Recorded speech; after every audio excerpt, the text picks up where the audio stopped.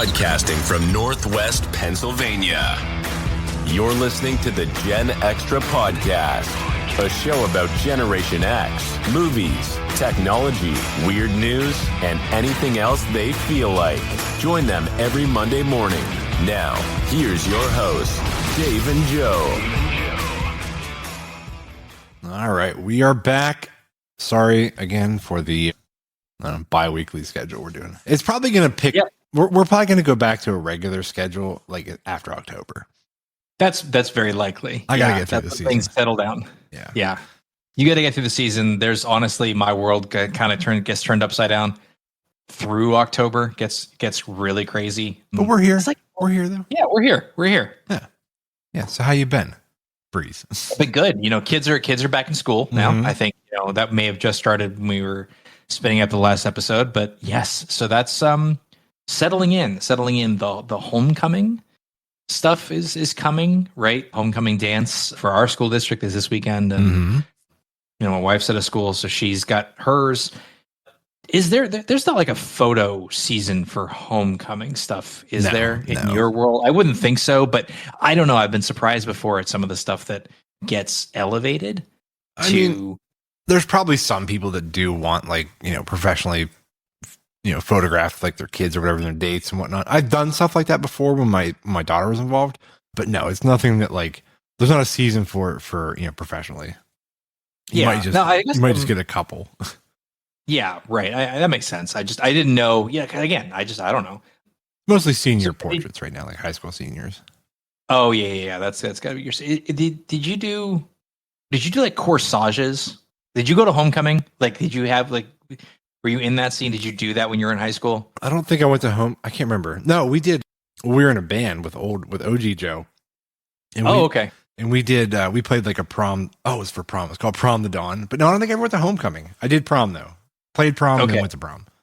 Yeah, Prom Till Dawn was fun. That was a cool concept. A lot of schools I find bake that in. But it's not prom season. We're going to talk about prom. I was just curious. Corsages were a thing too, and I think that's gone by the wayside. Even for prom, even sometimes for homecoming, I think so. It was there was an expectation of giving. Yeah, it was weird. You think it's people aren't doing it anymore? People aren't doing. Not that I'm aware of. People, it's fallen off. 6-7 years ago. Mm-hmm. And maybe it's post-COVID thing. God knows what changes it. But they sold Walgreens, sold corsages, the little clamshell packs. Freaking Walgreens had them for sale. You can get a corsage on the quick before a dance. And what? But I guess that's not happening anymore, at least as far as I'm aware. I don't think they big box stores should sell stuff like that. Because the mom and pop flower shops. That probably hurts them. I'm just saying. It might. This particular Walgreens where I'm at, there's not a lot of. It's a very pedestrian friendly area, so there's not a lot of other shops. There's a lot of people without cars because it is so residential. It's a lot of public transit. There's Uber. We've got the Rapid that's very very close by. So that's the above ground rail. Between that and buses and there's a whole bunch of stuff. So a lot of people don't have or need vehicles to get where they're going.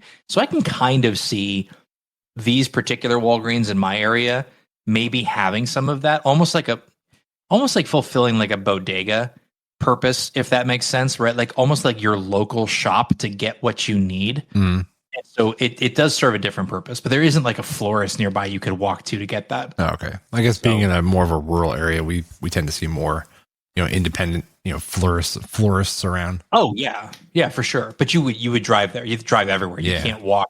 No, definitely not from where you live. You could. It just take you a while. You could. even driving someplace takes a while. If I'm going to do a caffeine run from your house, it's okay, I'll see you in 45 minutes. Hope I don't hit any deer. Yeah. Don't get me wrong. I love where you live. I think it's beautiful. Actually, Carrie hit a deer the other day. She was heading. No. Officially, the deer hit Carrie. Don't. That's true. She didn't go out of her way. Yeah. Right. The deer just had enough. And she's like a deer magnet, man. Yeah. Do you have those? Do you have those little whistles? I think we might have to start getting those things. I'm surprised you don't. Even when I lived in Erie, more rural parts of Erie, which I realize that sounds silly, but there are some places back there. I put them on my car because there were just so many deer. Yeah, it's really bad this time of year too. So I think well, I know what I get you for. I'm gonna get you that for next time I'll bring you some little whistles. Put them on your car. Yeah, I think they're in rut right now, also known as horny deers. So I love how they come up with a very PC term for that. Yeah, exactly. Well, the deers are in rut. It's so that British people can say it with a straight face on PBS or something. When the deers are in rut this season, dude, they're horny. Yeah. Yeah, the boys are all horned up. Literally and figuratively. Yes, exactly. Good one, Breeze. Oh my gosh. Oh gosh. Yeah. God, we don't have to worry about it around here. They're also domestic. Like it's a bigger problem because they basically hang out in your backyard, right, poop all over your yard. Yeah, then your dog's rolling and stinks. Oh, yeah, it's a bit nasty. Actually, we've been dealing with skunks recently. There is a family of skunks that was birthed recently. So there's little skunks and like adolescent skunks that are running around the neighborhood. My neighbor's dog got skunked again. That's the worst. The other day. Now, I will give credit. She does a really good job. Whatever she has on hand, like she's got like an anti-skunk treatment on hand. They treat that dog like right away. And yes, it's a bear to do it, but some people, my dog got sprayed, and I'll see them like 3 weeks later, and that dog still smells like skunk. Oh yeah, because they didn't.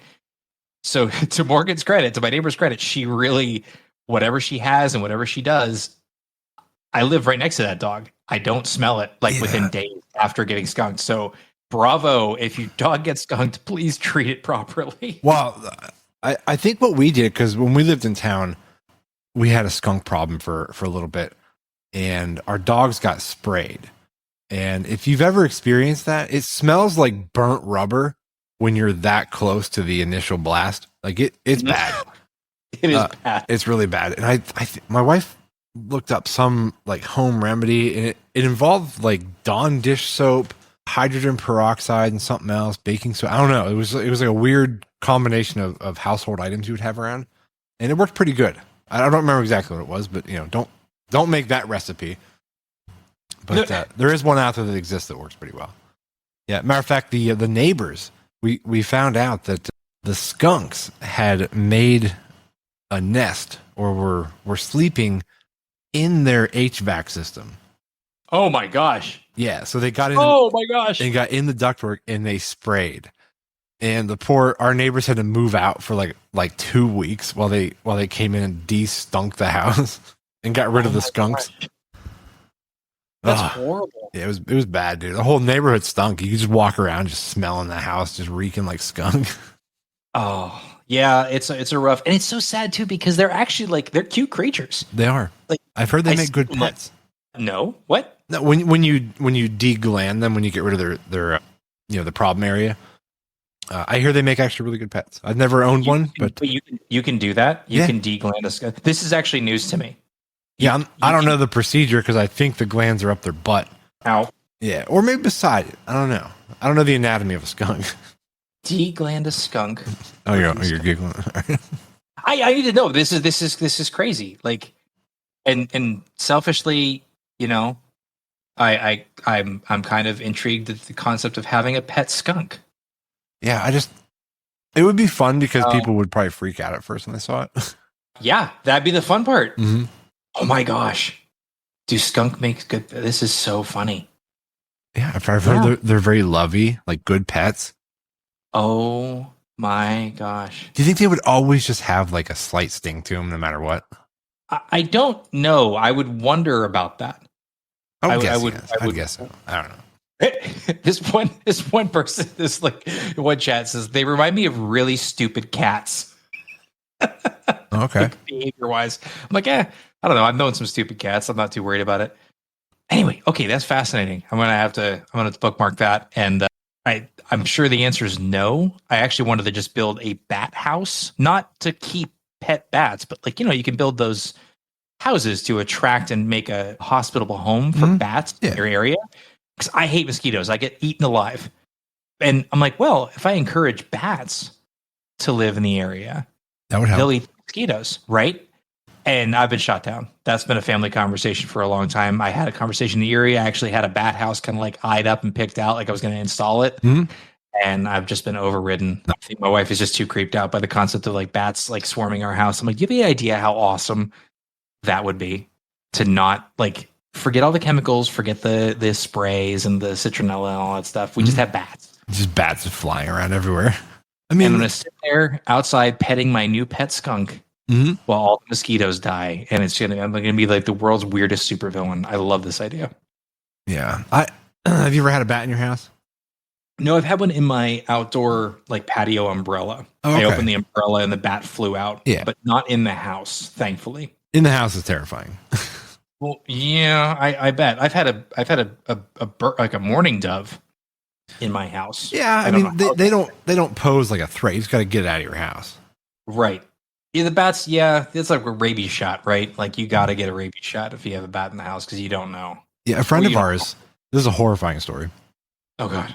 She got bit by a bat in her house. She went to pick up a laundry basket, and in the handle of the basket, there was a bat. Surprise! Yeah, and she got bit right on the hand. Had to get rabies shots like right in the bite, like the bite mark. And oh yeah, no, and those are uncomfortable on their own. yeah, she said Like- it hurt really bad. Yeah, I mean the bites are bad, but the rabies shot hurts too. Yeah, stupid things. Yeah. Well, I'll keep them outside. Yeah. But, Well, anyway, yeah. we should probably move on. We could. Let's see. Oh, while we were not doing the show, we went to Benezette. Have you ever heard about Benezette? No, inform me what Benezette is. This is I saw you put it on the board. I have no idea what that is. Yeah, this won't be a lengthy conversation, but I just thought I'd mention it because we went to go try and see some elk. So that's the attraction to Benezette, and it's like central-ish Pennsylvania. It's not too far from where we're at. It's like maybe like an hour and a half, 2 hours. And we got an Airbnb, and actually we hung out the first night when we got there, and the next day, which would have been Saturday morning, we woke up a little bit late, and we couldn't make get the like dawn experience of the elk moving around. Okay. So we had breakfast, and we decided that we're going to go yard sailing because it just so happened that where we were staying, there was a massive yard sale event that weekend. So yeah, so we're old. So you went come for the elk, stay for the yard sales. Pretty much, yeah. So we went out yard sale for about 4 hours, and they actually had a map. You could scan the QR code and put in your GPS and see where all the yard sales were at, and just drive. Yeah, like we all bought stuff. It was fun. I enjoyed it. I like yard selling. It's like treasure hunting. Did you get? Well, yeah, it is treasure hunting. Did you get any good finds? Like, I mean, anything? Oh, we all did. Yeah, Matt, one of the guys was with us. He found a Roomba. Okay. Carrie bought some like ceramic bowls for like French onion soup. Oh, nice! Oh, nice! Like a crock with a handle. Mm-hmm. Oh, I like those. Yeah, that was awesome. I found a $5 Coleman tent. Bought that. Get out. Yeah, a bunch of little things we found, but it was fun. It's interesting because people try to get rid of that stuff, but you get the good brands like Coleman and other stuff like that. Like, I don't know if it's even been moderately taken care of. It's not like those things stop working. Right. Yeah. It had all the poles in there. I was like, dude, even if I open it up and there's like a big rip, I'm out $5. Right. You're out $5 and whatever, but but largely those things don't, like if it's been cared for at all, and if they have the poles, if they have all the poles, that's an immediate sign of, okay, you actually kept track of the stuff. So it's probably good, but those things last forever. Yeah. But as far as the elk goes, so we did go out that night and we went out to dinner and went to, it's called like the Benezette Hotel, and it's pretty good food, had good wings. And then we went up and we were looking for the elk at dusk. And didn't see anything. Not a one elk on this elk adventure. Yeah, so that was pretty much it, though. Unsuccessful in seeing, the wild elk, but we still had a good time. I'm sorry about that. I'm glad your yard selling was successful. I'm sorry about your lack of elk. Yeah, but while we were there, somehow we got on the subject of like paranormal stuff, and one of the girls, Sue, that was with us, she mentioned a town that I was unaware of, and it's called Lillydale. Yeah, Lillydale. Yeah, apparently it's like the medium capital of the world. Mm-hmm. Where, Yeah, it's supposed to be like on ley lines or some kind of psychic hotbed or something. I had a coworker of mine, his wife was like took an annual trip to Lillydale. yeah, like I never even heard of it, but it sounds really fascinating. I think it'd be kind of cool to see. Carrie and I might take a trip to go check it out. I think, is it in Pennsylvania? Is that where it's at? It's in New York. New York, okay. I'm pretty sure it's in New York. Yeah, I'm looking it up here. Yeah, Lillydale, Hamlet. Yeah, next to the village of Cassadaga, about an hour south of Buffalo. How would you Southwest. feel? Like, would you want to be read your fortune, or, try and, contact somebody who had passed through a medium? Like, would you want to do that? I'm kind of on Probably the not fence. probably not the medium thing. I don't know. I'm too skeptical on that. I would not balk. And if you want to do like a tarot reading for me or something like that, a fortune, I'm in for it. I wouldn't. Fine, I'm in for it. I'm not going to go seeking it, but I'd sit down. I'd sit down and have a reading done. I don't know if I'd want to. What if they gave you bad news? Dude, that's like life. Well, I'm just saying. Like, I would be upset, and then like I wouldn't want to be delivered such news, because then obviously you're questioning the credibility, but part of you would just believe it. And I guess I'm too much of a cynic to care. I've had tarot readings done before. Oh, you have? Not professional, not pros, but like what defines a pro? How you be a pro tarot reader? Well, like a tarot reader, like a commercial tarot reader, as in like somebody who you go to have a reading done, like, and you pay money. Like, I've had colleagues that read tarot cards, like that's their hobby. And they'll just offer, right? You're like at like a happy hour or something, not like, whatever. You're at a setting where it's like, oh, hey, or like a party or something after a show at theater or something. Hey, you can do a tarot reading. Great. You sit down and you do it. But not like, it's just a crapshoot as far as how the cards were dealt.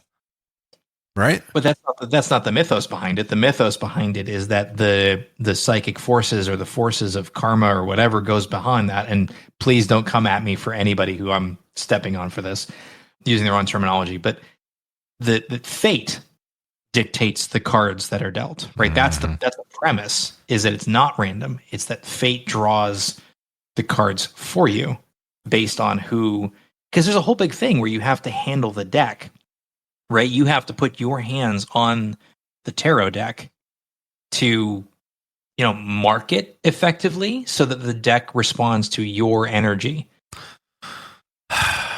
I don't know, man.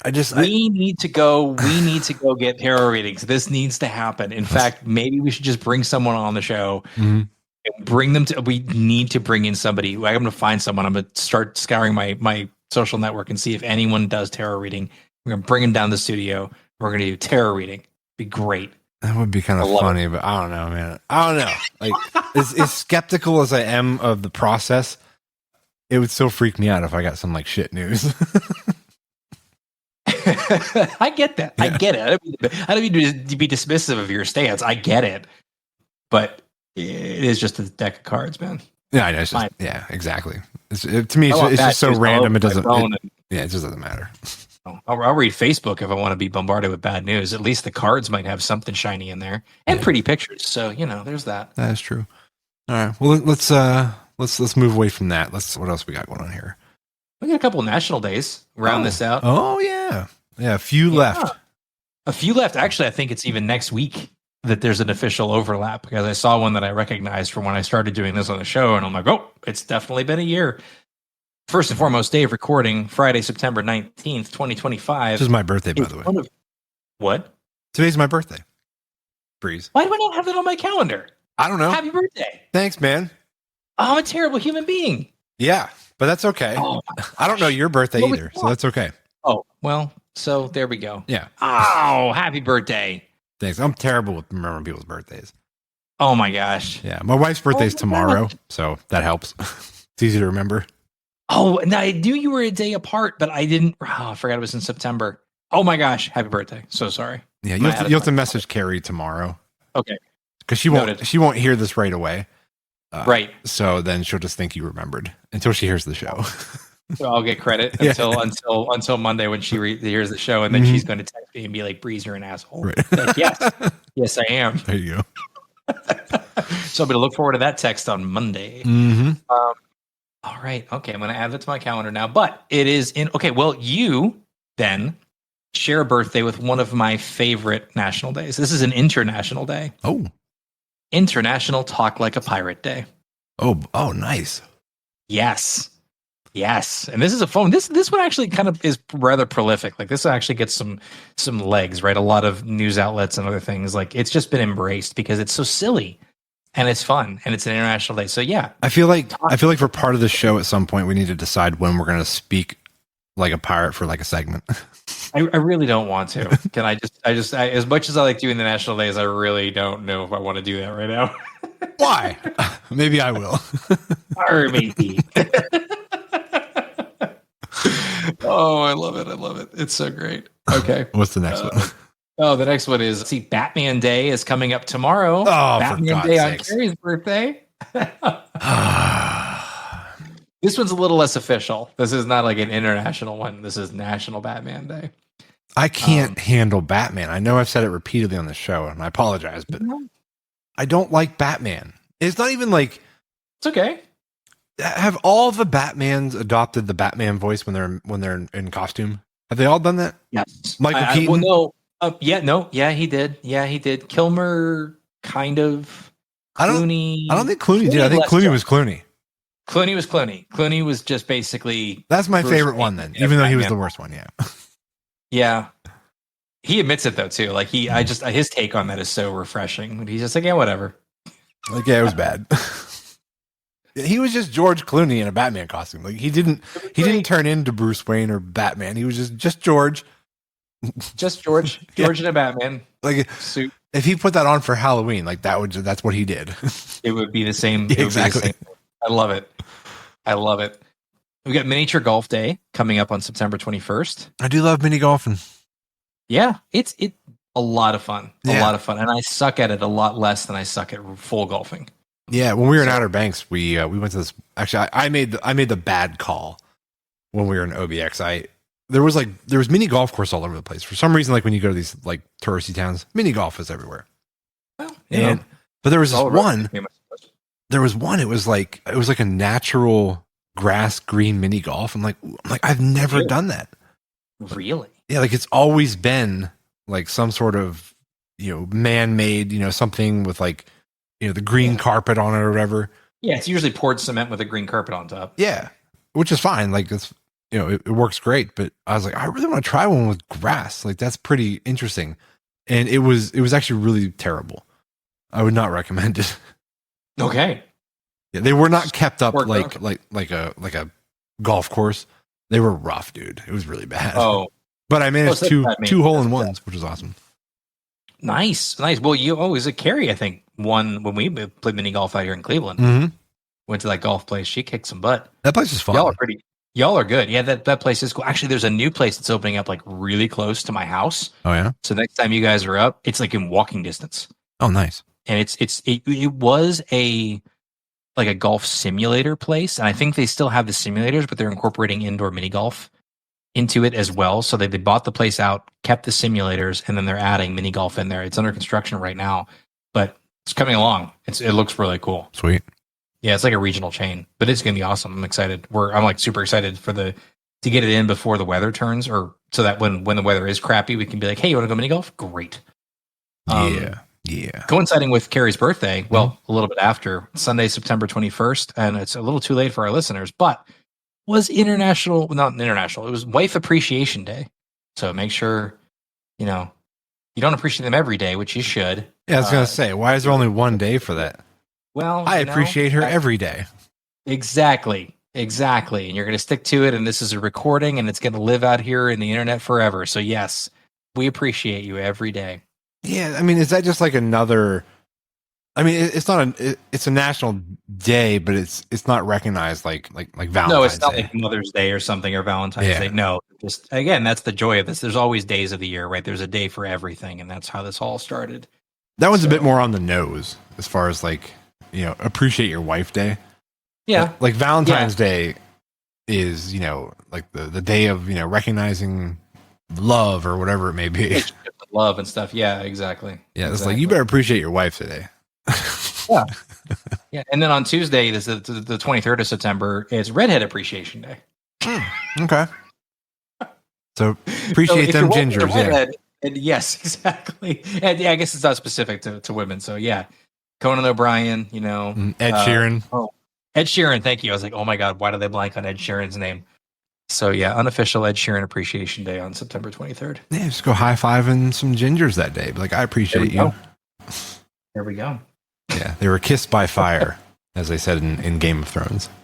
I did not watch Game of Thrones yet, so I'll take your word for it. Son of a bitch. I knew that was coming. I know. Breeze. I know. Breeze. I just finished up some shows, so maybe now is the time to just dive in and catch up on what the rest of the world already knows. I mean, look, to watch it like during the winter is the best.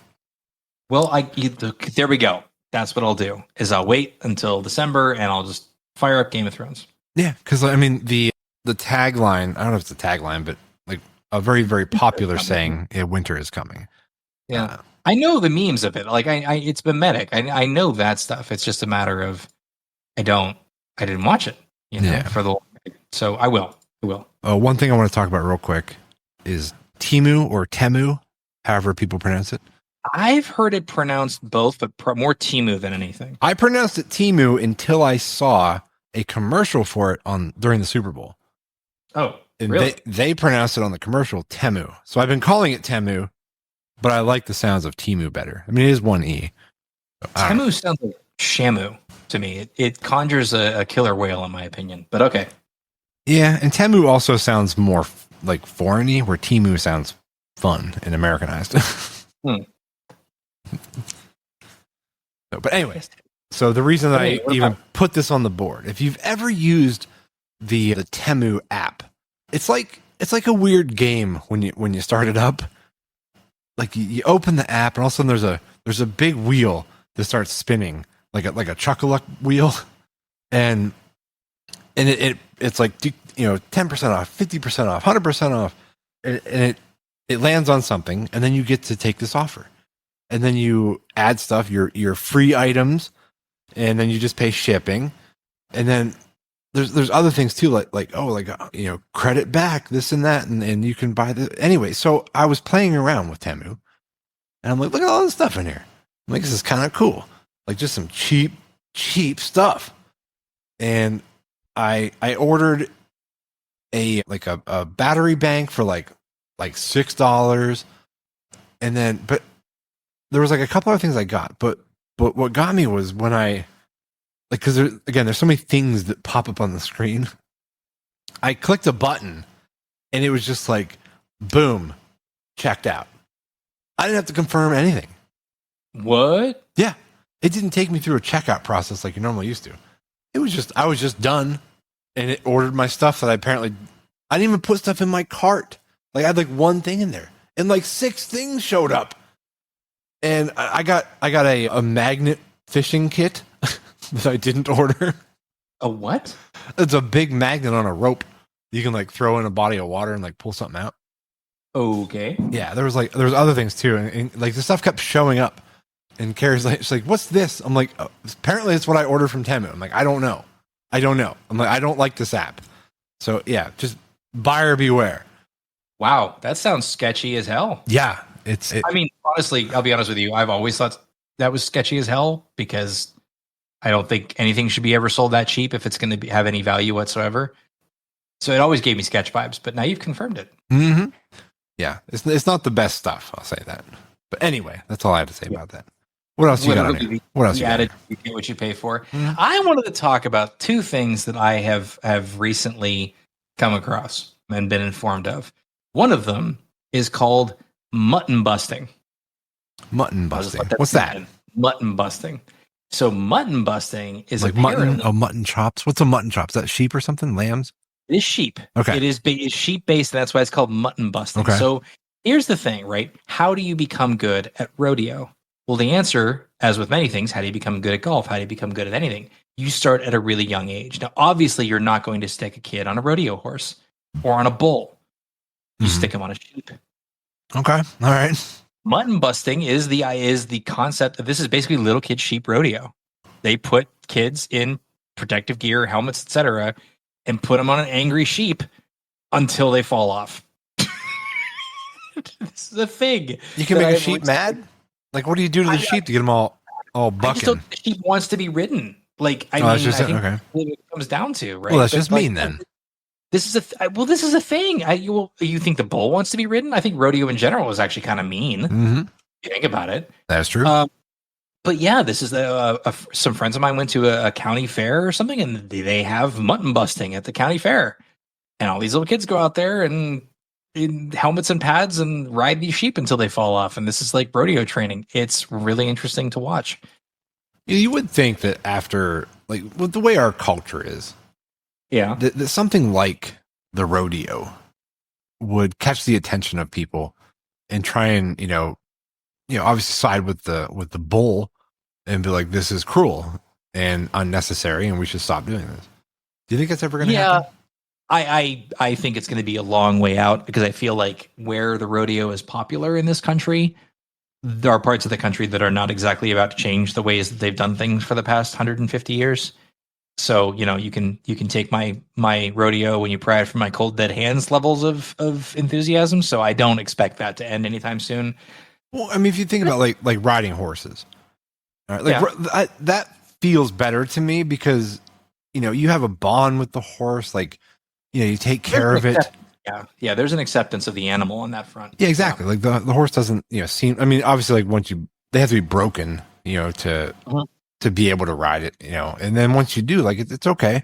You brush them, you love them, you feed them, it's your friend, like your companion. Like people like love their horses, and, to ride them in like a race, that's a little bit different. But the bull riding, right, they do not want this to happen whatsoever and do everything in their power to get you off their back. And let's make a game out of this. I'm trying to remember where the status of, like, I mean, at least rodeo, they're being ridden on and they can buck them off. And so like the physical, I mean, I don't know what their treatment is, during, right? Like, I don't know how they're treated as animals outside of the ring. Probably not great. But there's the whole bullfighting thing too, which, like, that I think has been banned in a lot of regions of Spain specifically. And then the running of the bulls, all that stuff. So at least you talk about like cultural shifts away from that kind of cruelty. Oh, the running of the bulls. Other parts of the world have done it. What's that? The running of the bulls. Dude, that is a horrendous tradition. It is. And I thought they got rid of it. I thought they were talking about getting rid of it. I don't know if they did or not, but I know that was a discussion at some point. Who thought that up anyways? Like, all right, I got an idea. Let's block off the streets. Well, hey, you know what? Before Temu, people had to, busy themselves and entertain themselves with not even Temu, just before, like, social media. Before social media, yeah, and endless amounts of TV shows. But no, dude, like, to let a bull loose and be like, all right, guys, like, we're gonna let him loose, run. Mm-hmm. I've seen videos where guys have gotten like a horn, like, in the butt. Oh yeah. Like straight, like up and over like a pitchfork. Yeah, like. Hey, you're on the ground. Guess what? There's a horn in your butt. No, you're not on the ground anymore. You are now 6 feet in the air with a hole in your butt. Oh yeah. He's not doing well after that. No. Yeah, just right in there. So I think what we need to move to then is definitely a sport that does not involve any animal cruelty, which is hobby horse dressage. This looks so fun. So I'm going to encourage our listeners. This is a legit thing. This is absolutely 100% legit. And it just looks amazing. Yeah, just get on YouTube and look up hobby horse. Hobby horse dressage, and yes. So I'm gonna pull up a definition here because it's hysterical to watch. Hobby horsing is a pseudo sport. So first of all, for those who don't know what a hobby horse is, it's the horse head on a stick, right? Sometimes that the term hobby horse, I realize, like a kid would run around with. Yeah. I had one. I had one that was like from my grandma. Like my grandmother had one in her house, and so I never used it, but like it was around. Hobby horsing, a pseudo sport with gymnastic elements, which uses hobby horses or stick horses, and they move in sequences similar to those of show jumping or dressage on simulated courses. And these people, some of them get full dressed up, and they are, as is human beings, grown human beings. Grown-ups, yeah. Just trotting around. Yeah, they're running Holy Grail style. Like, imagine the obstacle course you see where they run these horses in real life, and they jump over stuff, and that's what they're doing. It's a full-blown obstacle course with a toy horse head on a stick between your legs as you're doing it. It's funny. It is almost like a mental disjoint to watch. You're like, what am I doing? And I don't say this, I don't want to criticize it. Like, if you're having fun doing this, I would try it. That's awesome. Like, honestly, yes, I would. Some of these people, you could tell, are doing it for the fun of it. I'm sure there's a section of people that are doing it and are way too into it, as with anything in this world.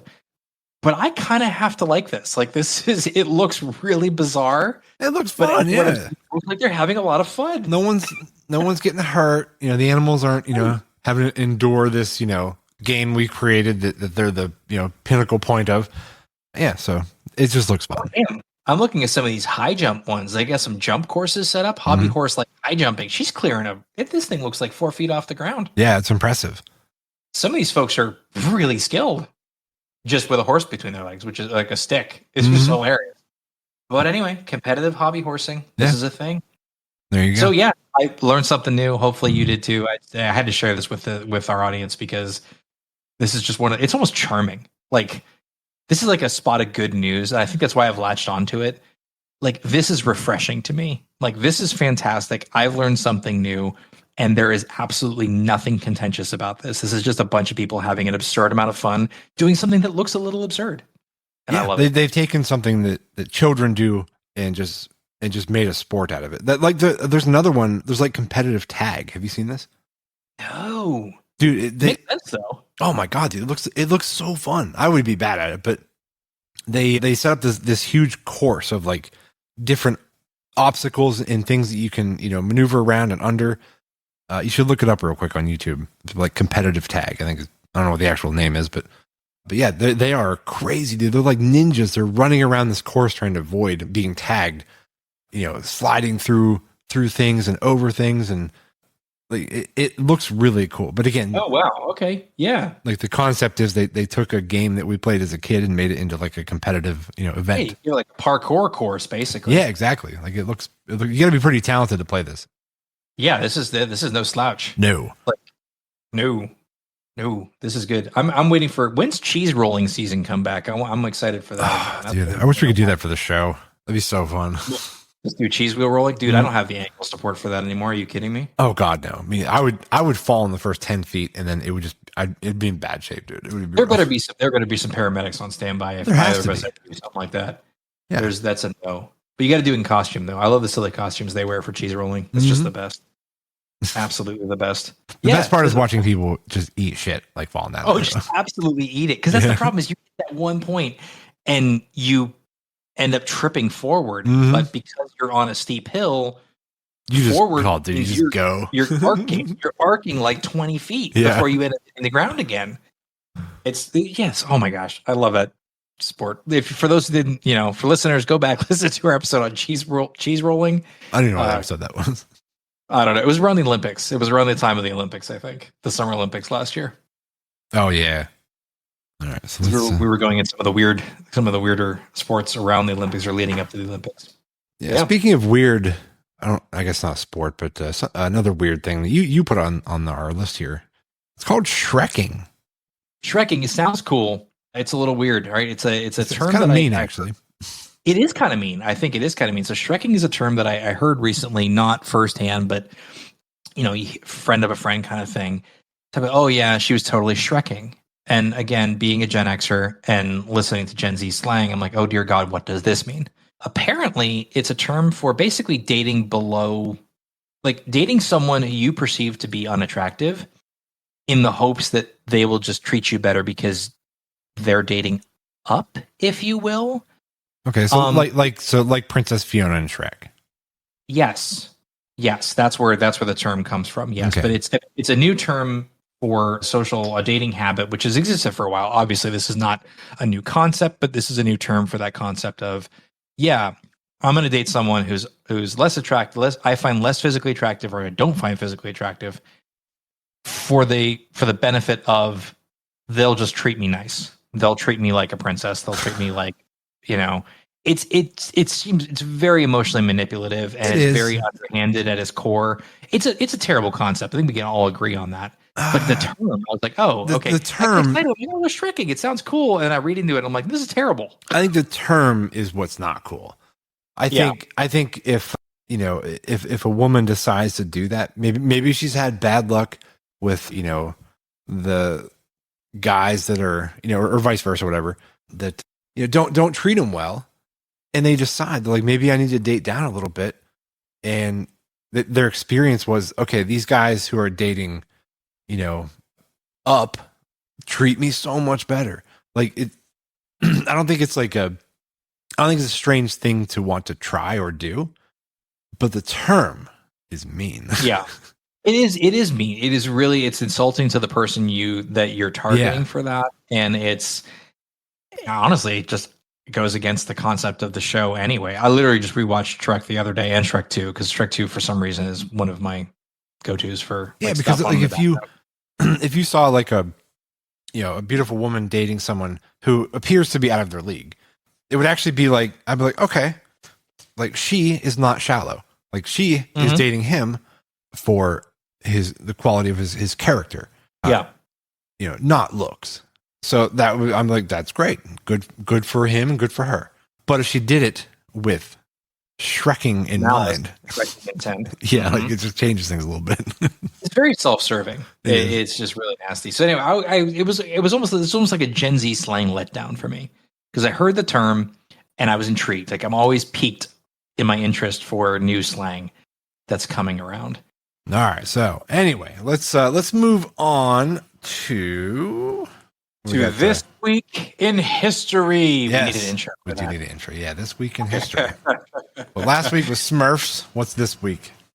Well, first of all, I want to talk about something like that. It happened to me. I was actually just grocery shopping. It was a Giant Eagle, and got carded because I was getting some wine, and which is rare. Sometimes they don't card you because I look old.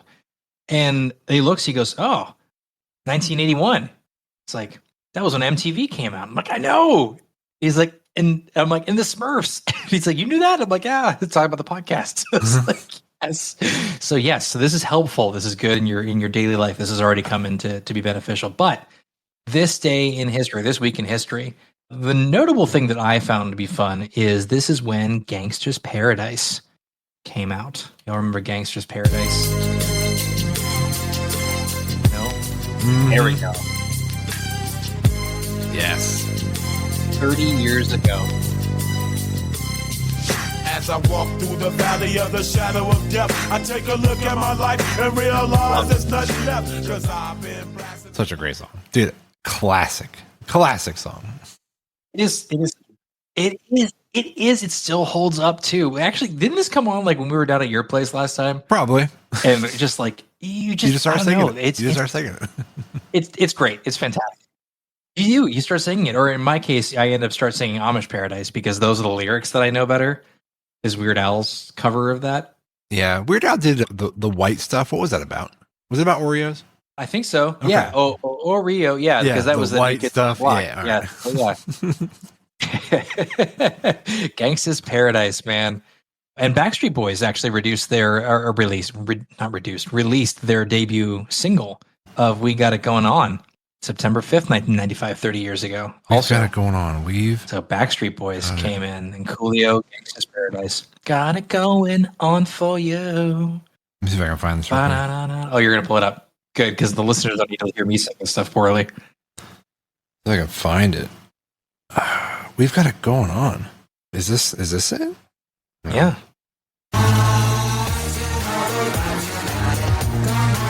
Does that sound right? Yep. Yes. That's fine. The best one ever. Oh, I mean, it's not as good as Gangsta's Paradise. Like, This is the best Backstreet Boys. are It really is. my fire, the one desire. Oh, man. There was like one other Backstreet Boys song. 30 years ago, music was good. Music was good 30 years ago. I think it's this one. Here, hang on. Really was. Yes, dude. This one is my second favorite. That's everybody. Oh, of course, there's an intro. We'll just skip into it. Yeah. So this came on at that 90s party. Brothers, sisters, everybody sing. Love it. Dude. Backstreet's back. All right. That's such a great song. I'm not afraid to admit it. Yes, that was definitely, it was one of the highlights of the 90s party that we went to a couple weeks ago at the museum. That one was fantastic. That was 400 people loving the hell out of that music and that song specifically. It's a great song. It is a great song. Absolutely. Right up there. That's a great way to wrap the show. That was a fantastic era of music. Good week in music 30 years ago. It was. So, all right. We calling this one? We are. All right, guys. Well, thanks for checking us out again, and we'll see you on the next one. At the next time.